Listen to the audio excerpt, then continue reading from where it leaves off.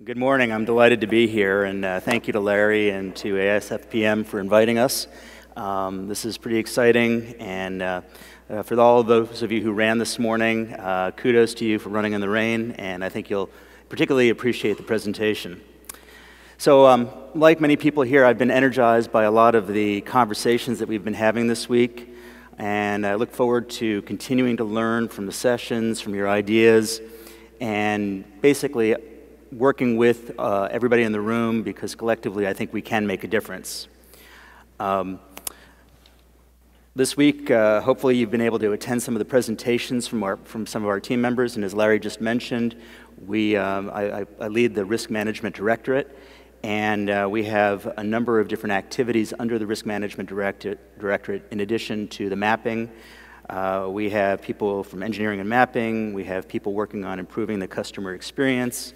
We also have people working on the interplay between building codes, planning, and floodplain management. And I'm delighted to be here in May, which is where we're celebrating National Building Safety Month. So kudos to the people working on that. We're also bringing in the economic data, looking to understand the benefits of mitigation. So over the next couple of days, and I'll be here till tomorrow afternoon, I look forward to hearing from many of you on some of the ideas that you have. And I also want to reflect on some of the comments that have been made by my panelists, complex data made simple, and some of the ideas around partnerships and actually working to ask the right questions, so the what-ifs, which I know come from Rick Sack-Bibbett, some of the innovations that we've brought, and the importance of not being irrelevant, because I think we have if we're not keeping up with technology, we may run the risk of being irrelevant. So this is our overview of our governance structure, and as I mentioned before, I lead the Risk Management Directorate. We've got actuaries in our group, we've got engineers, we've got wind and earthquake and levee, dam subject matter experts, and for many people this may be an odd mix, but really all of the people in the directorate work towards one common objective, which is to make data and information useful and provide it to people and communities so they can make risk-informed decisions. And that's really the goal of what we do. So I do like the tagline, making complex data simple, but we do the same thing, so it's good to be working with you. This also includes working with floodplain management and providing the maps so that floodplain managers can make important decisions around regulations, zoning regulations, and good effective policies. So enough about RMD. Let's speak to innovations, the road traveled, and the path forward. And I guess I have a little bit of an apology. For those of you who have heard this before, I'm going to refer to my favorite analogy, which is marathon running. So apologies for those of you who've heard it, and I'll go forward and tell you a little bit about it. But to me, life is a series of marathons. And for those of you who don't know, marathons are 285 yards, 26 miles or 285 yards, or in kilometers, it's 42 kilometers, 0.195. And I've run a few marathons over the years, and I've learned a couple of things. The first thing is that runnings can be dangerous to your health. The first runner, Philippides, ran from Marathon, Greece to Athens to announce that the Athenians had beaten the Persians. And he ran about 25 miles. He yelled out Nike, which means victory, and then he died.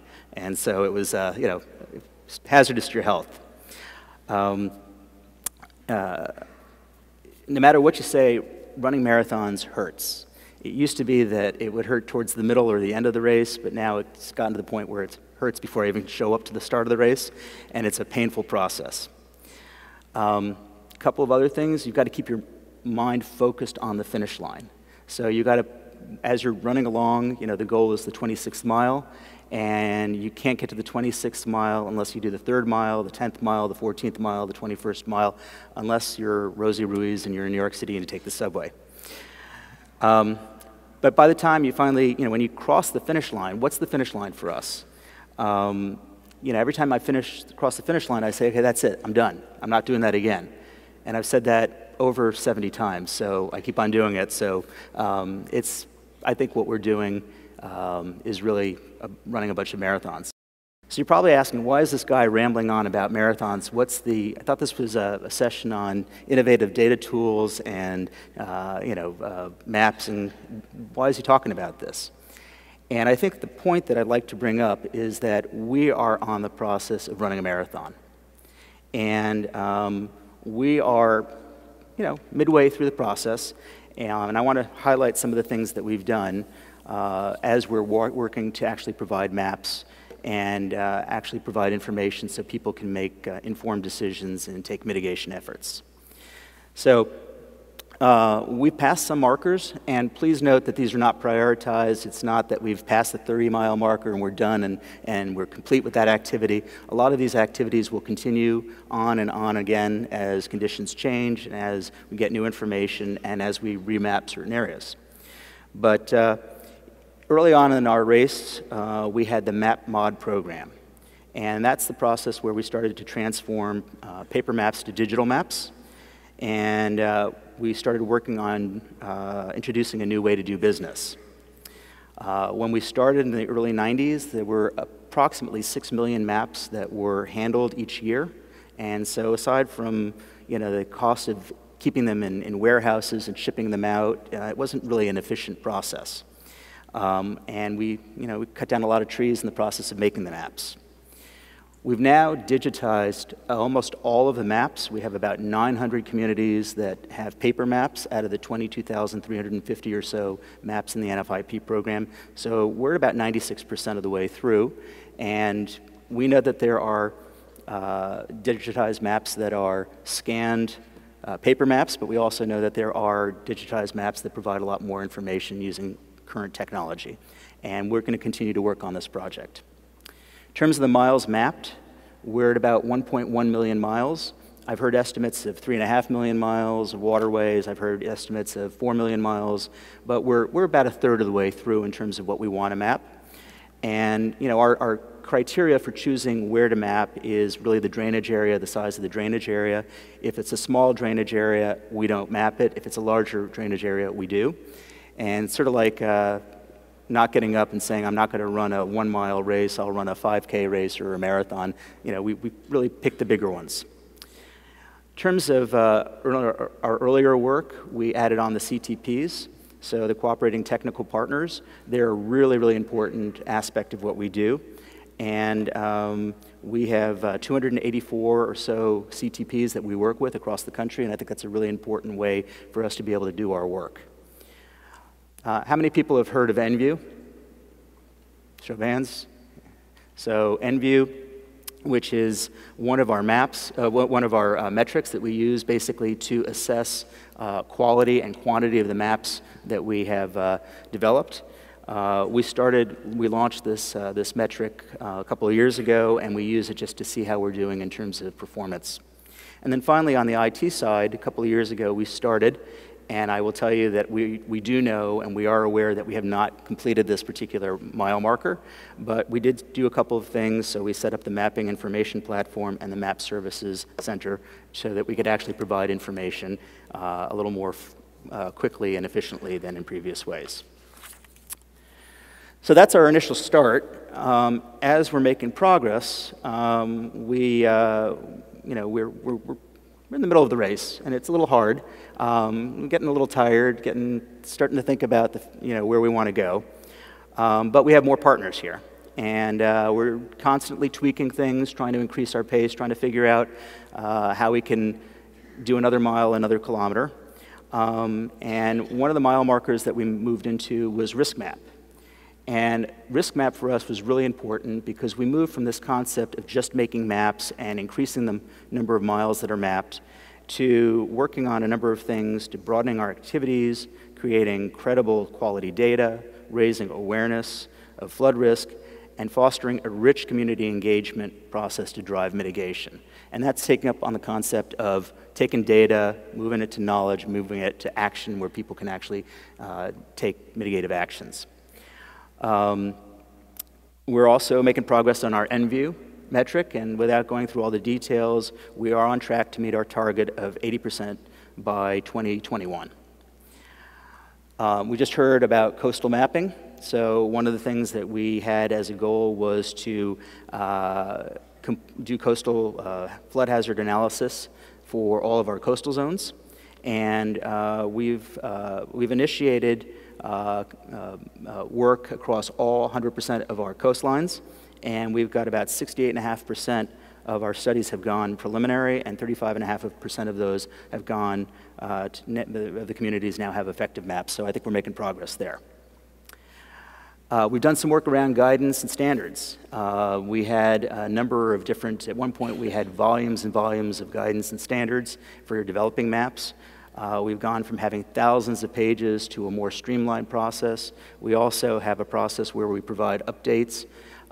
Recently it was twice a year in terms of guidance and standards. Now we're actually going to 1 and 1. So one in April and November are the times we look at these, and we're actually focusing on guidance during one update and standards on the other. Our team has expanded, so we have more runners in the room. So it used to be mostly the CTPs.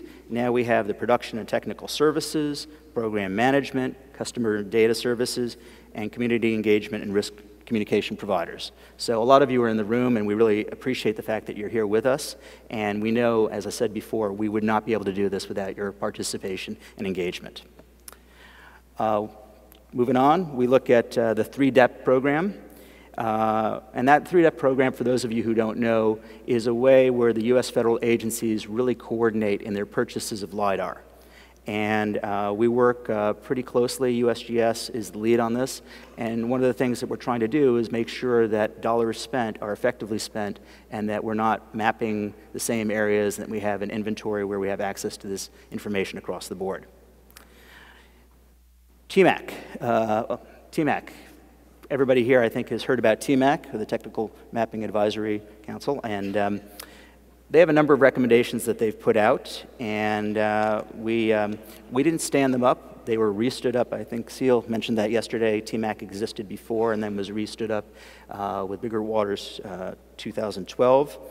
A lot of recommendations. I think we're looking at 45 recommendations, and I think we generally concur with the recommendations.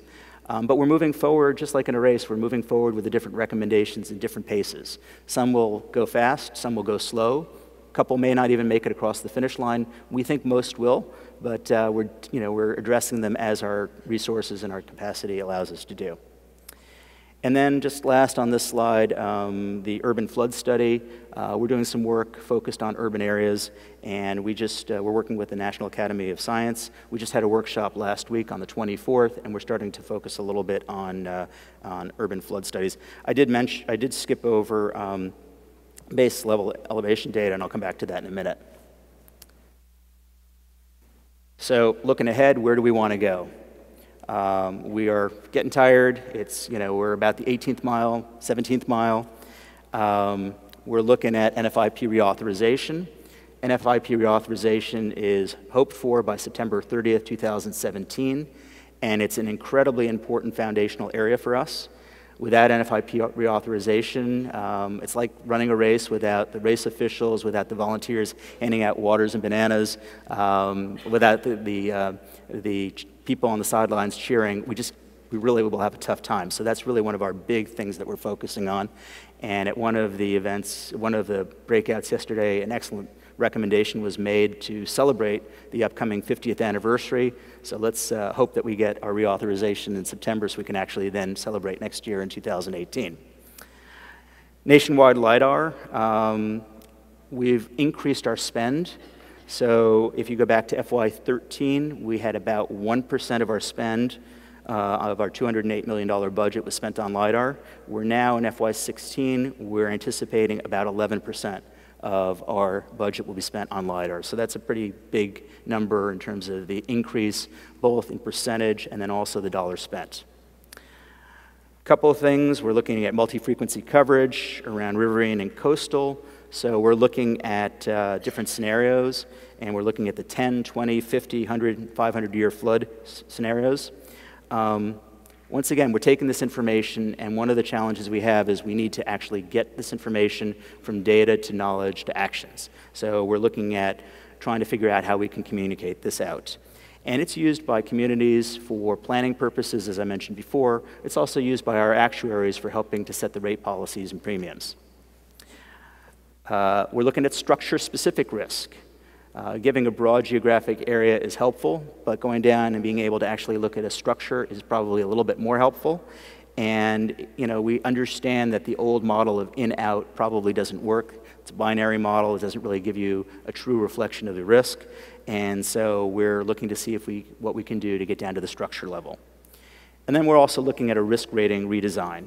And this ties in very nicely with this audience in terms of floodplain management. We're looking to improve floodplain management, simplify insurance ratings, and stop debating the precision over the maps, actually just get to a point where we can actually take this information and if it's at a structure-based level, give it to the actuaries and have them give us a little bit more precise information, help us to actually get the right rating structures, et cetera.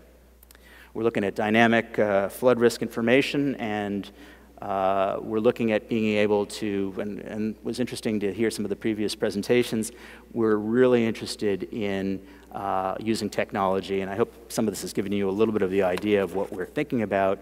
But think back, we talked about smartphones 10 years ago.